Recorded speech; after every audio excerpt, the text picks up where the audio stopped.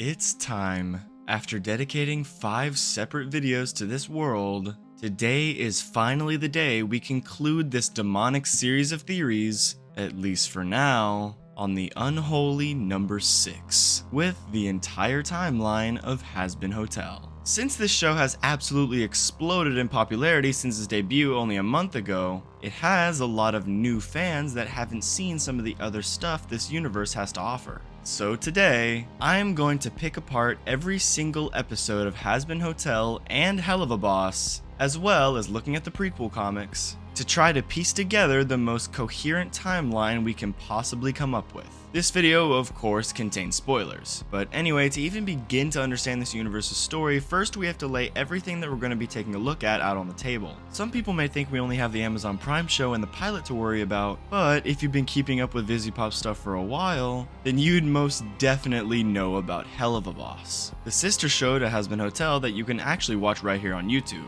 So, seeing as that's pretty important to the timeline of this world, we're going to be factoring that in too, as well as the 2 prequel comics that were released before the pilot even came out. Alright, so now that that's out of the way, let's finally begin with the timeline.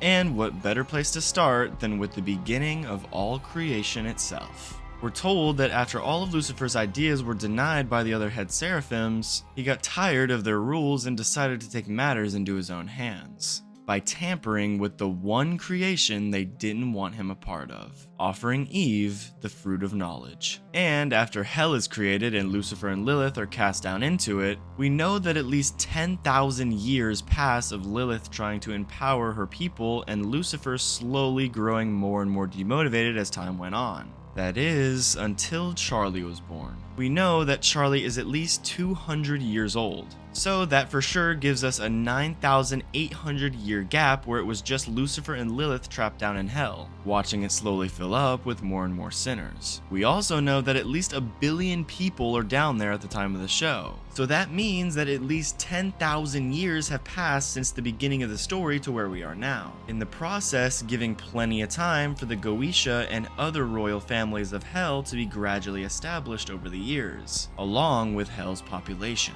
Alright, now that that's covered, let's get more into the actual meat and potatoes of this timeline. The earliest bit we see is from episode 5 where we see Charlie as a young toddler. We know this has to come before season 2 episode 1 of Hellaverse because of Stolas' age. He's generally believed to be around 30 years old present day. So with Charlie being well over 200, we know that this has to take place at least 175-ish years after Charlie is born, because of the 25-year time skip we get after we see Stolas and Blitz as kids. Now, this next part's a little tricky because according to VisiPop, the pilot of Hellaverse is not functionally canon to the rest of the series. Now, what does that mean? I don't actually know, but my best guess is that some silly one-off aspects like the kid roasting everyone in hell and stuff like that isn't canon, but very specific things between certain characters are. For example, Stolas cheating on Stella with Blitz. What all that means is that the pilot does fit in with the timeline,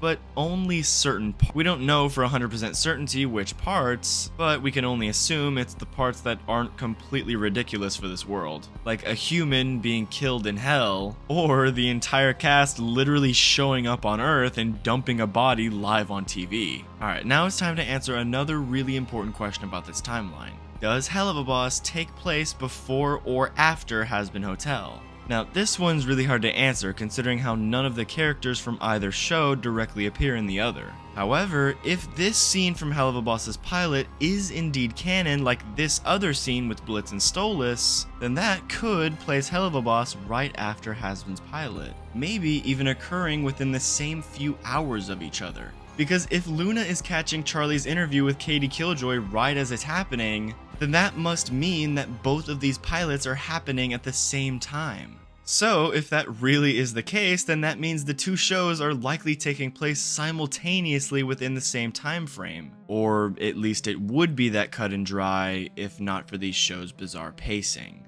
Yeah, turns out that from this point on, because of the way the shows are structured, we actually have no idea how much time takes place in between episodes. It could be weeks, months, maybe not years, because if it were that big of a jump, you'd think it would at least be mentioned, but even still, That leaves potential month-long gaps in between every single episode. Except, of course, the ones where it's blatantly obvious that it takes place after a certain time, which, by the way, is very rare. What this all essentially means is that there's actually a bright side and a dark side to this whole thing. The bright side is that we can at least tell what episodes take place before and after others. That part isn't affected by this. But the bad news is that until we are given outright confirmation, we actually have no idea exactly how much time is in between these episodes. The thing that can get annoying with this is that information can now easily be shoehorned in by the writers if they ever need to quickly explain something away that doesn't make sense later on in the series, potentially messing with the timeline. At the end of the day, this doesn't really matter all too much. I can't really control what info ends up being added, but I can still give you a pretty cohesive and easy to follow timeline based on the info that we do have. The only confusing bit is just the time in between episodes, but that's about it. Anyway, from this point on, Hazbin and Hellaverse follow a pretty normal chronological path. Minus, of course, a few moments where we get a look at Blitz, Fizz, and Stolas as children. But other than that, it's not really that messy from here on out. So let's move on to the last bit of media we're going to look at for the timeline.